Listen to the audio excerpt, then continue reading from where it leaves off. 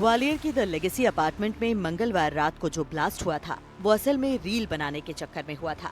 Police की जांच में जब ये तथ्य सामने आया तो न सिर्फ बिल्डिंग में रहने वाले लोग बल्कि हर कोई हैरान था। बिल्डिंग में ही ऊपरी हिस्से में रहने वाली रंजना अपने रिश्तेदार अनिल के साथ नीचे एक खाली फ्लैट में रील बना रही थी। इसी दौरान ये ब्लास्ट हुआ था। अगर बात की जाए धुएं निकलने की तो एलपीजी गैस से धुआं नहीं निकलता।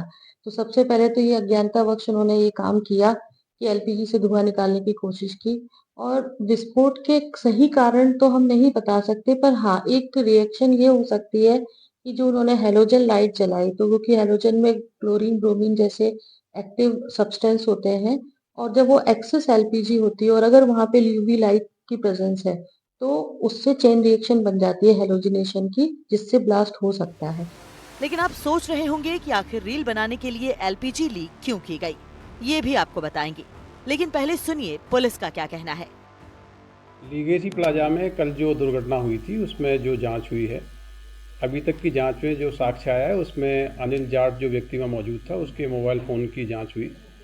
मोबाइल फ़ोन में कई सारे ऐसे फ़ोटोग्राफ और वीडियो मिले हैं जिसमें जो घायल महिला है रंजना जाट एलपीजी गैस से सिलेंडर से गैस निकालते हुए उस पर देखी गई हैं और उसकी रिकॉर्डिंग वहाँ पे मौजूद अनिल जाट के द्वारा की गई जो उसके मोबाइल से रिकवर हुई है। इसके आधार पे ये प्रमाणित हुआ है कि कहीं ना कहीं इनके द्वारा जानबूझकर एलपीजी सिलेंडर से गैस निकाली गई और उसकी वीडियोग्राफी की गई है। इसका संज्ञान लेते हुए थाना गोला के मंदिर में दोनों के अगेंस्ट में, रंजना जाट और अनिल जाट के अगेंस्ट में 287 बीएनएस में एफआईआर दर्ज की गई है। पुलिस के मुताबिक अनिल जाट के मोबाइल में वीडियो और फोटो मिले हैं जिसमें रंजना जाट एलपीजी सिलेंडर से गैस लीक करते हुए नजर आ रही है। दरअसल रील बनाने के दौरान धुएं का इफेक्ट बनाने के लिए ये महिला और पुरुष एलपीजी गैस का इस्तेमाल कर रहे थे। इस दौरान लाइटिंग के लिए जब इन्होंने हैलोजन जलाया तो स्विच ऑन करते ही विस्फोट हो गया। इसका कारण था कमरे में भरी गैस। पुलिस जांच में सामने आया है कि कमरे में मौजूद सिलेंडर आधा खाली मिला है, यानी सिलेंडर में से कम 7 किलो गैस लीक हुई थी जो उस कमरे में फैल गई थी। इसके बाद जो ब्लास्ट हुआ उसने पूरी बिल्डिंग को हिला दिया। इस घटना के बाद का जो सीसीटीवी सामने आया है उसमें आप साफ देख सकते हैं कि ब्लास्ट के बाद लोग अपने घरों से निकलकर नीचे भागते हुए नजर आ रहे हैं। ये ब्लास्ट कितना खतरनाक था इसका अंदाजा आप इसी बात से लगा सकते हैं कि ब्लास्ट के बाद 7 मंजिला बिल्डिंग में कई जगह दरारें आ गई हैं। बिल्डिंग के 3 फ्लैट बुरी तरह क्षतिग्रस्त हो गए हैं, 2 लिफ्ट टूट गई, कई फ्लैट के खिड़की दरवाजे तक टूट गए, बिल्डिंग के सभी फ्लैट के कांच टूट गए। बताया जा रहा है कि रंजना और अनिल रिश्तेदार हैं और लंबे समय से सोशल मीडिया के लिए रील बनाते हैं। आखिर एलपीजी सिलेंडर से इतना भयंकर ब्लास्ट क्यों हुआ, इस पर एक्सपर्ट का क्या कहना है, सुनिए। हम लीगेसी अपार्टमेंट में हैं। कल जो बुधवार को यहाँ धमाका हुआ था ये वही मकान है और जिसके बारे में अब ये खुलासा हुआ है कि रील बनाने के लिए जो है ये मकान को इसमें रील बनाई जा रही थी और रील बनाने के दौरान ही ये धमाका हुआ है।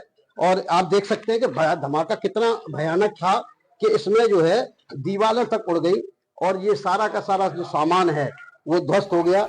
ये साफ है कि रील की खुमारी के चक्कर में घायल रंजना और अनिल ने न सिर्फ अपनी जान जोखिम में डाली बल्कि पूरी बिल्डिंग के लोगों की जान के साथ खिलवाड़ किया। हालांकि पुलिस ने अब रंजना और अनिल के खिलाफ मामला दर्ज कर लिया है, लेकिन ये घटना सबक है उन सभी रीलबाज लोगों के लिए जो रील के चक्कर में अपने और दूसरे लोगों की जान की परवाह भी नहीं कर रहे हैं।